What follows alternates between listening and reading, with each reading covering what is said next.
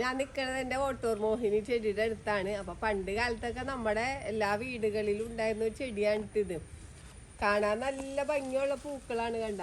നല്ല മണവുമാണ് ഈ പൂക്കൾക്ക് കണ്ട. ഇങ്ങനെ കൂട്ടായിട്ട് ഉണ്ടാവണ പൂവാണ്ട്. ഇതിപ്പോൾ ഓരോരോ പൂക്കളാണ് കണ്ട. അപ്പം ഇതിങ്ങനെ കൂട്ടായിട്ടാണ് ഈ പൂ ഉണ്ടാവണത്.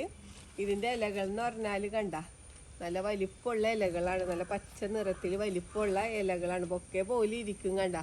ഇതിൻ്റെ പൂക്കൾ വിടർന്നാൽ നല്ല കാണാൻ നല്ല ഭംഗിയാണ് ഈ പൂക്കൾ. ഇത് എന്ന് പറഞ്ഞു കഴിഞ്ഞാൽ ഇതിന് ചെണ്ടുമുല്ല എന്നുള്ള പേരുണ്ട്, കാശ്മീരി മുല്ല എന്നുള്ള പേരൊക്കെ ഉണ്ട്, കാശ്മീർ മുല്ല എന്നൊക്കെ ഉള്ള പേരൊക്കെ ഉണ്ട് കേട്ടോ. അപ്പോൾ പല സ്ഥലങ്ങളിലും പല പേരുകളാണ്.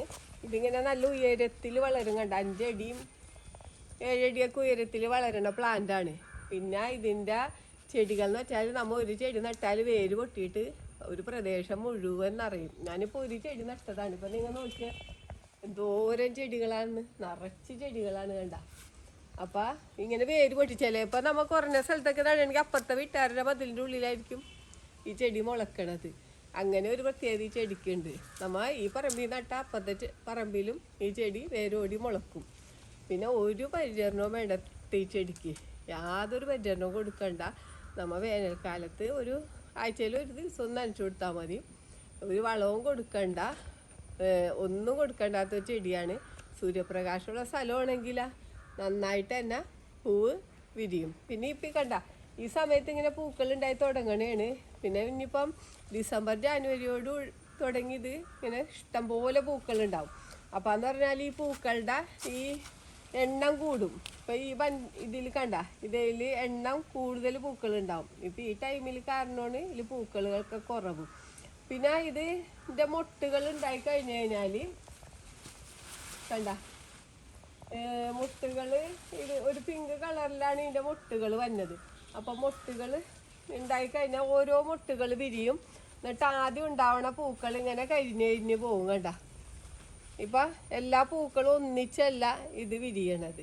ഇത് ഓരോ മുട്ടുകൾ ഉണ്ടാവും, ആ മുട്ടുകൾ വിരിയും. അത് കഴിഞ്ഞിട്ട് ആദ്യം ഉണ്ടായ ഫ്ലവർ ഇങ്ങനെ ഉണങ്ങും. ഉണങ്ങിയ പൂവിനും ഭയങ്കര മണമാണ്. അതാണ് ഇതിൻ്റെ പ്രത്യേകത. ഉണക്ക പൂവിനും നല്ല മണമാണ് ഇതിന്.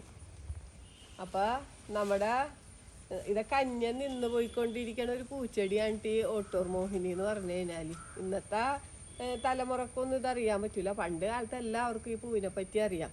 നല്ല മണമാണെന്ന് പറഞ്ഞാൽ ഇപ്പം കണ്ട ഞാനിപ്പോൾ ഈ പൂ കാണിച്ചു തരാം കണ്ട.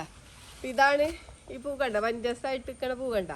നമുക്ക് കണ്ട അതെ ഇതേപോലെ ഓരോ പൂക്കൾ കണ്ട, ഇതേപോലെ കണ്ട, ഇതേപോലെയാണ് പൂവ് ഇരിക്കണ കണ്ട. നല്ല മുല്ല നല്ലതെന്ന് പറഞ്ഞാൽ നല്ല മണമാണ് ഇതിന്. നമ്മൾ ഇത് വിരിയണ ടൈമിൽ ഇങ്ങനെ അരികത്തേക്ക് വരുമ്പോഴൊക്കെ നല്ല മണമാണ് ഇതിൻ്റെ. അപ്പം നമുക്ക് സാധാരണ നമ്മൾ മുല്ലപ്പൂവിനും കൂടെ ഇത്ര മണമില്ല, നല്ല മണമുള്ള പൂക്കളാണ് കണ്ട. അപ്പോൾ നമുക്ക് ചട്ടിയിലൊക്കെ നട്ട് വളർത്തുകയാണെങ്കിൽ നമുക്ക് ഇതേപോലെ കാടൊന്നും പിടിക്കില്ല. നമ്മുടെ ചട്ടിയുടെ ഉള്ളിൽ നിന്ന് തന്നെ ഇത് വളർത്താൻ പറ്റും. നമുക്കിതിൻ്റെ തൈകളൊക്കെ ഇന്ന് നഴ്സറിയിൽ നിന്നൊക്കെ മേടിക്കാൻ കിട്ടും കേട്ടോ തൈകളൊക്കെ. അപ്പം മറ്റുള്ള ഇപ്പം നമ്മൾ മുല്ലയും പൂക്കളുണ്ടാവുന്ന ചെടിയൊക്കെ ഇഷ്ടപ്പെടുന്നവരൊക്കെ ഈ പൂവും കൂടെ ഓട്ടൂർ മോഹിനിയുടെ ചെടിയും കൂടെ നമ്മുടെ തോട്ടങ്ങളിലൊക്കെ വെച്ച് പിടിപ്പിക്കണം. ഇതിൻ്റെ മൊട്ടുകളാണ് ഈ കണ്ട. നല്ല പിങ്ക് കളറിലാണ് മൊട്ടുകൾ ഉണ്ടായി വരുന്നത്.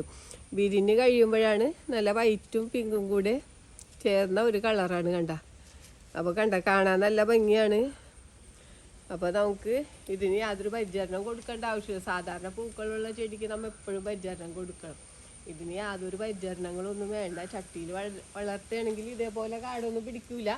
പിന്നെ സ്ഥലമൊക്കെ അധികം ഉള്ളവർക്ക് ഇതേപോലെ താഴെ നട്ടുകൊടുത്തു കഴിഞ്ഞാൽ ഈ നമുക്ക് ആവശ്യമുള്ള ചെടി നിർത്തിയായിട്ട് ബാക്കി നമുക്കിത് പിഴുത് കളയാം. അപ്പം അന്യം നിന്ന് പോയിക്കൊണ്ടിരിക്കണം ഈ ചെടിയൊക്കെ എല്ലാവരും വീടുകളിൽ വെച്ച് പിടിപ്പിക്കണം.